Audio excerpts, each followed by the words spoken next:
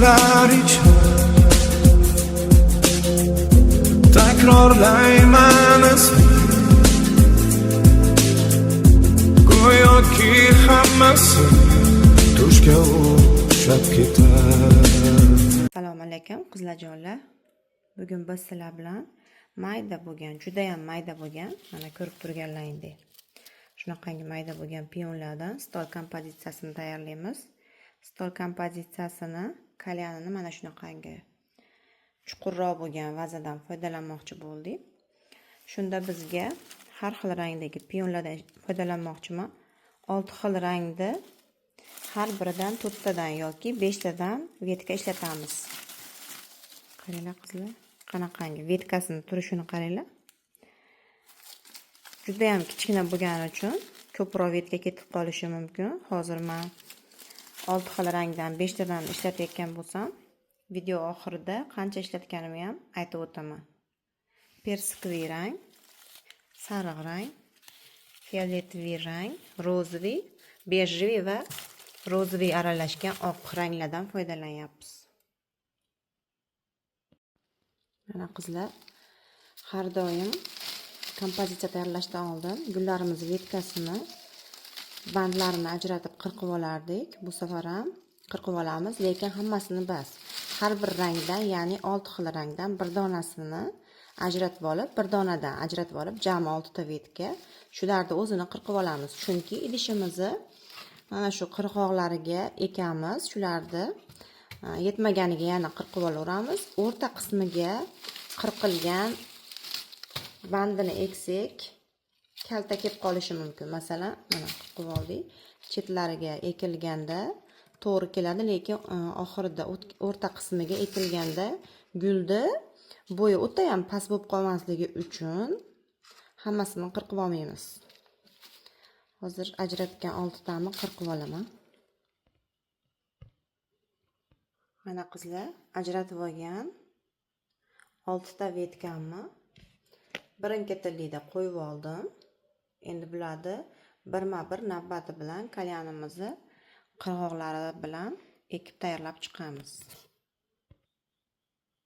Mana birinchi bo'lib hamma ajratib olgan vetkalarimizni navbati bilan birin-ketinlikda kalyanimizni qirg'oq tomonidan boshlab ekib olamiz. Bunda ham ekadigan gulimizni bo'yi uzunroq bo'lsa, biroz qirqib olishimiz mumkin, noqulaylik tug'diradigan bo'lsa. Bitta vetkada har bitta gulni hammasini bo'yi bir xil bo'lmaydi, har xil bo'lgani uchun biroz uzun keladigan joylarini qirqib olishimiz mumkin. Buni ham mana kleylaymiz. Har bitta gulni kleylab keyin qotiramiz. Gulimiz har doim chiroyli bo'lib, sifatli bo'lib turishi uchun. Biz hozir bu gulni ham mana shu joyida e'tibor beramiz. Qaranglar. Mana bu joyida asosiy bandiga gul ulangan joy bor. Buni ham barmog'imiz bilan razmerga olamiz. Gullari bir xilda chiqish uchun. Chunki pionimiz mana 3 tasi bir xil turmayapti. Shuni hisobiga bu tomoni uzun, bu tomonga ekilgan gullar kalta uzun bo'lib qolmasligi uchun shunaqa qilib razmer olamiz. Hozir men 2 ta barmog'imni razmer qilib oldim.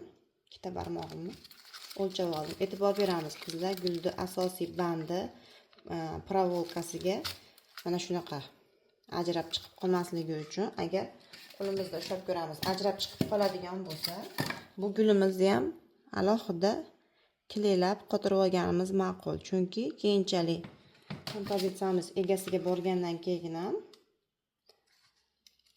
anglashilmovchilik bo'lmasligi uchun ham mana shunaqangi qilib qotirib olamiz. Erimaymiz qizlar.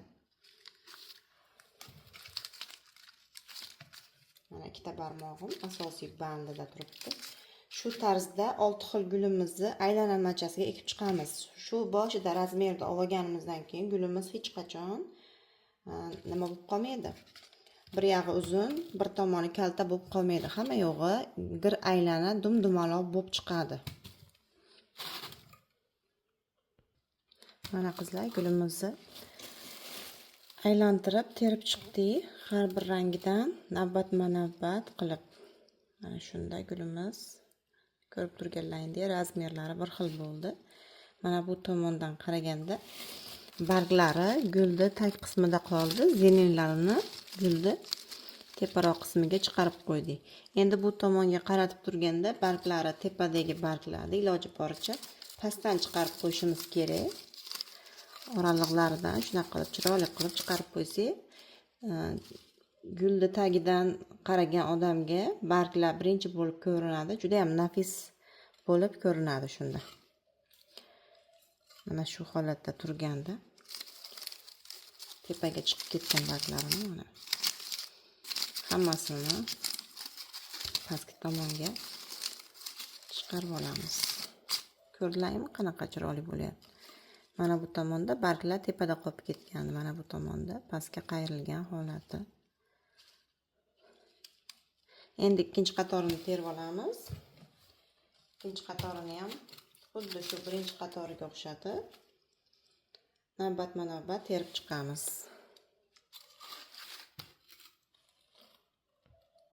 Mana qizlar, gulimizni ikkinchi qatorini ham ekib oldim. Ekilgan joylariga alohida e'tibor beramiz. Oralari unaqa katta qilib tashab ekilmagan, iloji boricha maydaroq qilib ekilgan va har biri ko'rib turganlaringdek kleylangan. Ikkinchi qatorini ekkanimizdagi holati mana.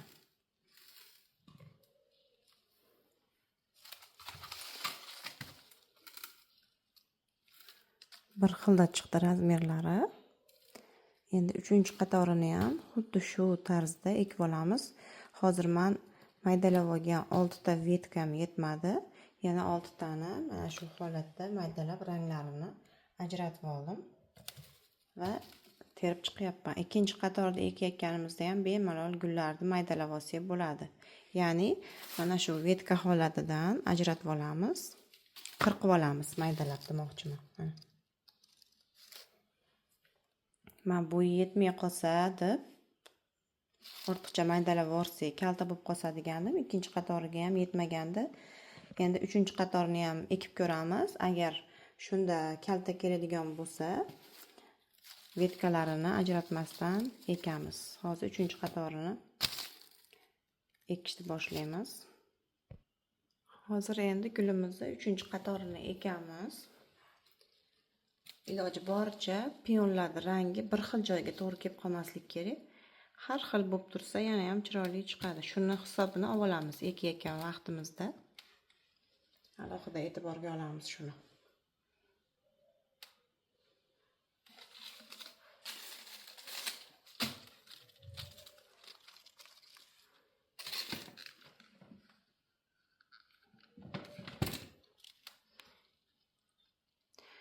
Birinchi qator bilan ikkinchi qatorning bo'yi bir xilda teng bo'lishi kerak. Uchinchi qatorniki ham sal teparoqqa qarab ketaveradi shunda. Ikkinchi qatordan keyingi uchinchi qatorimiz hammasini bir tomonga qaratmaymiz-da. Birinchi qator tikkaroq ekiladi. Keyingi qator sal-pal teparoqqa tomon ekiladi. Shu qatori keyingi qatorlar borgan sari tikkalashib ketaveradi. Hozir shunda buni sal tikkaroq qilib o'rnatdim.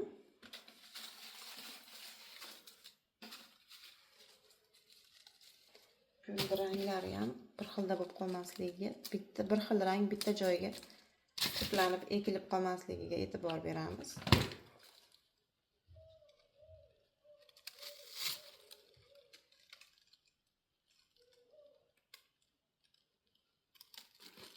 Bo'ylari uzun ham bo'lib ketmasligi kerak. Kalta ham bo'lib qolmasligi kerak. Mana qizlar, gullarimizni uchinchi qatorini ham terib bo'ldik. Shunda uchinchi qatorini terilgandek holati qaranglar. Qanaqa chiroyli chiqyapti. Mana shu holatda borgan sari gullarni 4-qatoriga terilayotgan vaqtda ham tikkaga qaratib, oxiri o'rtasi tikka bo'ladigan holatga keltirgan holatda yuqoriroqqa qaratib ekilaveradi. Hozir mana 3-qatorini ekdik. Oralariga e'tibor beramiz. Unaqa orasi ochiq emas, zichlab ekildi. Chunki pionlarimiz juda ham zich bo'lsa keyin chiroyli turadi. Mana shunga qarab e'tibor beramiz alohida. 4-qatorini ham terishni boshlaymiz endi. Hozir 4-qatoriga ham vetkalarni alohida qilib bandini qirqib olib ekaverar ekanmiz bemalol. Kalta bo'lib qolmas ekan. 4-qatorini ham ekib olib, yana o'lchab ko'ramiz. Agar kalta bo'lib qolsa, keyingi qatorini qirqmasdan ekishimiz mumkin. To'g'ri kelsa, razmerimiz to'g'ri kelib qolsa, qirqib ekishimiz ham mumkin. 4-qatorini ekishni boshladik. Ranglarini moslagan holda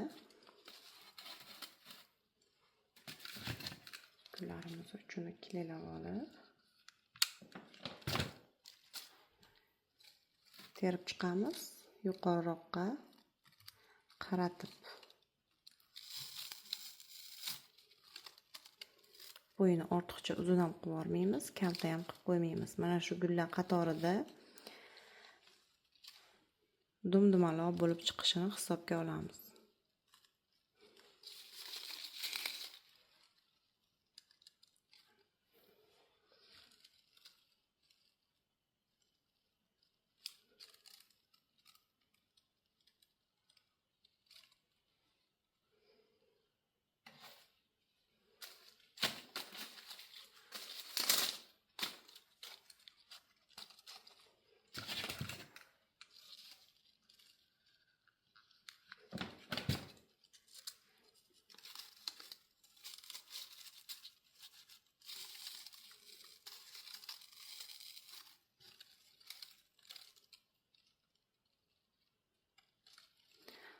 Qizlar qaranglar, gullarimiz borgan sari yuqoriroqqa qarab ekilyapti.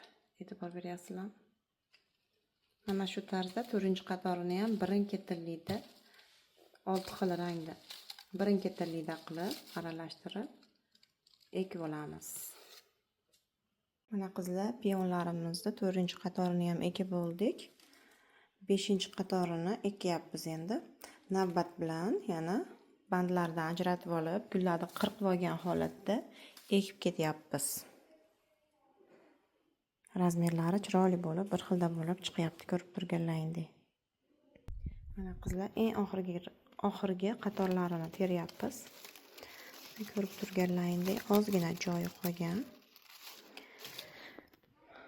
Gulimizni razmeriga e'tibor beramiz. Dumdumaloq bo'lib chiqyapti. Mana bu joylarni ham to'g'rilab qo'yamiz. Oxirgi qatorlarini ekamiz. Aylantirib, oxiri bitqizamiz. Mana shu aylanasiga ekib chiqib. Stol kompozitsiyamiz tayyor.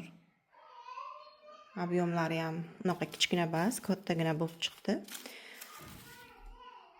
Stol gulimizga 18 ta vetka ketdi jami bo'lib. 25 ta ajratib olgandim.